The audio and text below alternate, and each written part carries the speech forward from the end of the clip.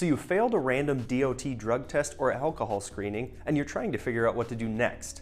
Maybe you're worried that you've ruined your chance in the trucking industry.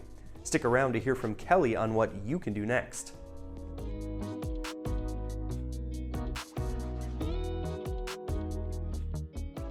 Hi, my name is Kelli Bloom, and I'm the Compliance Manager here at ATS.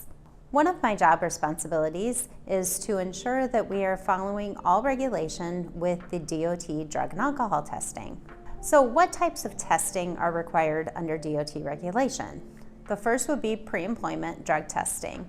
In order to start at any carrier, you need to go through a pre-employment drug test, and the results need to be received before you can go out on the road. Another form of testing is random testing. With ATS, we do it monthly. Some carriers do it quarterly, but we poll drivers monthly for random testing.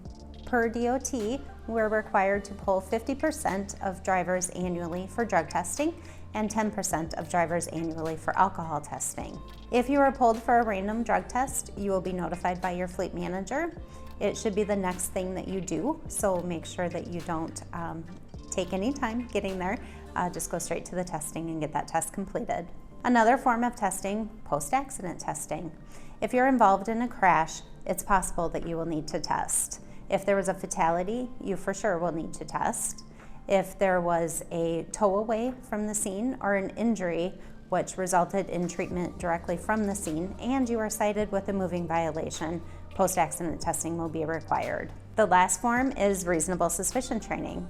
Reasonable suspicion training would happen if it is believed that you are under the influence while you are on the road or at an ATS facility. So when you complete a drug or alcohol test, the alcohol testing is relatively quick because it's breath alcohol. You have the results almost immediately. With drug testing though, it does get sent to a lab. Once the lab finishes processing the specimen, they will send it to the MRO, which is the medical review officer. The medical review officer will then look through each result and decide if it is negative. They will post it immediately. But if there's something questionable about the sample, the MRO will then contact you, the driver. They will ask different questions regarding the substance that was found and try to determine if there's a valid prescription for that substance. They will then provide you a certain amount of time to provide that valid prescription to them. Once they receive the prescription, they will then make the determination if the substance matches the item that you were prescribed. If it does, they will post it as a negative test. If it does not, though, they will post it as a positive test. There's another part to positive tests, which would be refusal to test. A refusal to test is considered the same as a positive, and you will need to go through the same steps as if you had tested positive for the test. There are many ways that you could refuse to take a test. I'll just go through a couple. Not being able to provide a specimen, walking out during the testing, not remaining on site. Remember, when you are checked in for that drug test, you need to remain in the building at all times until the test is complete without leaving. There are several other items that would also constitute a refusal, which can be found in the regulation book. So what happens after you fail a drug or alcohol test? Immediately, we will be notified by the medical review officer, the MRO, that there is a positive test being posted. We will then get a hold of you and get you off of the road because you are not allowed to drive if you have failed a drug or alcohol test.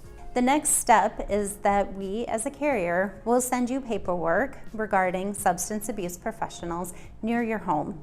We'll normally send 3 to 4 different options for you with their name, phone number, address.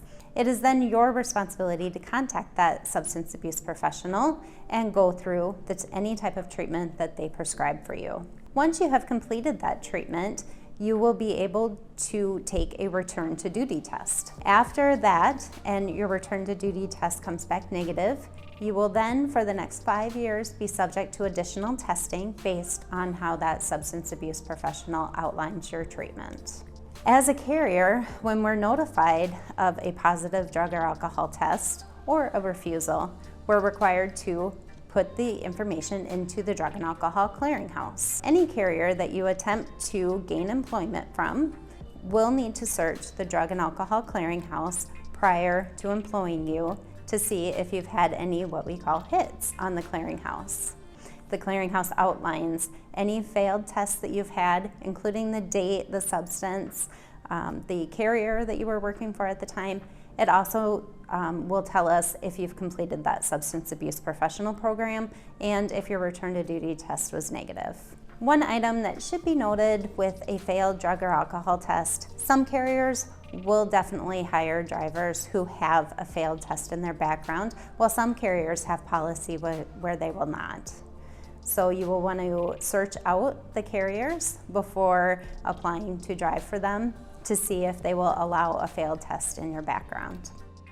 If you failed a DOT drug or alcohol test and you're trying to decide if you should undergo a SAP program, carefully consider your options in the future. Which carriers don't accept the program? Are these companies you'd even want to work for? Carefully consider your options, complete the program, and choose a SAP-friendly company to work for. Let's face it, there's a long list of things you can do to get disqualified from a company. Check out a list of things top-paying carriers expect from their drivers, link below. Thanks again for tuning in to another edition of Over the Road on the Truck Driving Channel.